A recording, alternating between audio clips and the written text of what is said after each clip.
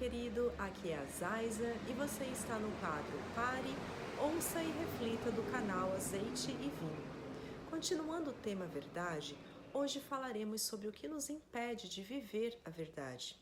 Relembrando um pouquinho sobre o que já vimos nos vídeos anteriores, a verdade é o fato, a realidade e a existência. A verdade é um fundamento firme, uma base sólida e um apoio seguro. É a lei, segundo a qual Deus estruturou toda a sua criação. Que para conhecermos a verdade precisamos querer e estar dispostos a isso, e que também a conhecemos por meio do ministério de Jesus, das Escrituras, do ensino por Espírito Santo e também aprendemos sobre ela andando em unidade com alguém. Mas é com qualquer pessoa? Não, é com alguém que já passou pelo processo de conhecer a verdade e que está apto para nos conduzir a toda ela. Até porque Jesus mesmo nos disse, né? Pode um cego guiar outro cego? Não cairão os dois no buraco? Então vamos ao nosso assunto de hoje, né?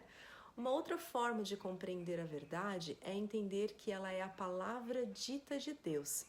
Nós falamos um pouco, né, sobre isso no primeiro vídeo, mas também há um vídeo aqui em nosso canal sobre a justiça. O link vai estar no card desse vídeo. Mas o que eu quero trazer para você hoje, então, são outros dois textos que são: santifica-os pela tua verdade, a tua palavra é a verdade. João, capítulo 17, versículo 17. Sim, soberano Yahvé, és tu que és Deus. As tuas palavras são verdade e tu escolheste fazer esta maravilhosa promessa ao teu servo. 2 Samuel, capítulo 7, versículo 28. A palavra de Deus é a verdade, mas a palavra de Deus não é apenas o texto escrito, mas principalmente sempre foi e sempre será tudo o que Deus disse no passado, tudo o que Ele diz hoje e tudo o que Ele continuará dizendo eternamente, como podemos confirmar em Mateus capítulo 4, versículo 4. Mas Yeshua lhe respondeu: está escrito, nem só de pão viverá o homem, mas de toda palavra que sai da boca de Yahvé. À medida que decidimos conhecer a verdade, vamos conhecendo porções dela, como se estivéssemos montando partes de um quebra-cabeça, até que ele esteja completo, até que toda a verdade seja conhecida, vivenciada, compreendida.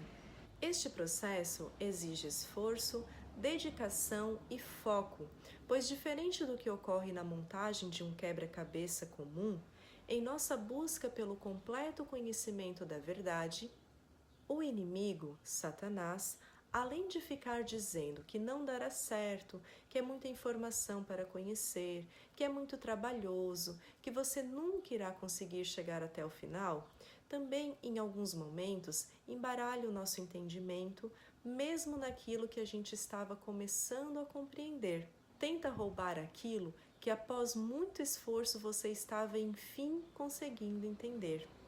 Outra situação que também acontece em nossa busca pela verdade é alguém nos chamar no meio dela para fazer algo mais atrativo, nos propor um processo aparentemente mais simples e que naquele momento dará mais deleite à nossa alma.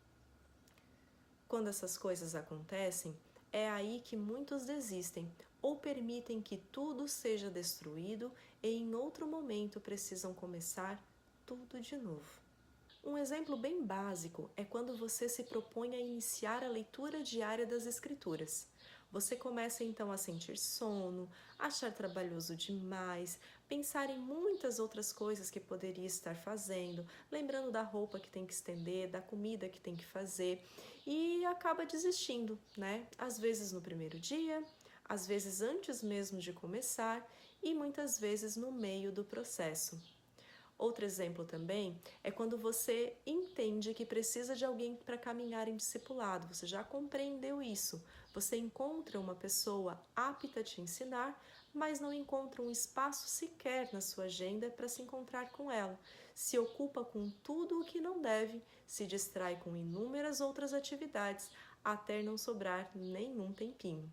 Mas, para você entender melhor que essas coisas são comuns de acontecer, vamos ler a parte das Escrituras em que Jesus explica a parábola do semeador no Evangelho de Mateus, capítulo 13, versículos de 19 a 23, que diz assim: A todo que ouve a palavra do reino e não a entende, vem o maligno e arrebata o que lhe foi semeado no coração. Este é o que foi semeado à beira do caminho. E o que foi semeado nos lugares pedregosos, este é o que ouve a palavra e logo a recebe com alegria, mas não tem raiz em si mesmo. Antes é de pouca duração, e sobrevindo a angústia e a perseguição por causa da palavra, logo se escandaliza. E o que foi semeado entre os espinhos, este é o que ouve a palavra, mas os cuidados deste mundo e a sedução das riquezas sufocam a palavra, e ela fica infrutífera. Mas o que foi semeado em boa terra, este é o que ouve a palavra e a entende, e dá fruto, e um produz 100, outro 60 e outro 30. E como já vimos, a verdade também pode ser entendida como a palavra. Baseado no texto que acabamos de ler, podemos levantar os motivos que nos impedem de viver a verdade. Não entender, sofrer perseguição ou angústia por causa dela e cuidados deste mundo, sedução das riquezas. O texto deixa claro que essas coisas são a regra e não a exceção em nossa busca pela verdade. Podemos ter dificuldade para entendê-la, Satanás nos perseguirá com sofrimentos ou nos seduzirá, distraindo-nos com os cuidados deste mundo. E para sermos a boa terra, precisamos compreender estes aspectos. Precisamos desejar e ansiar pela verdade, não a temer ou desistir dela, só parar de procurar entendê-la quando ela já estiver completa, quando a compreendermos em sua totalidade, após juntar todas as porções e contemplar o serviço completo.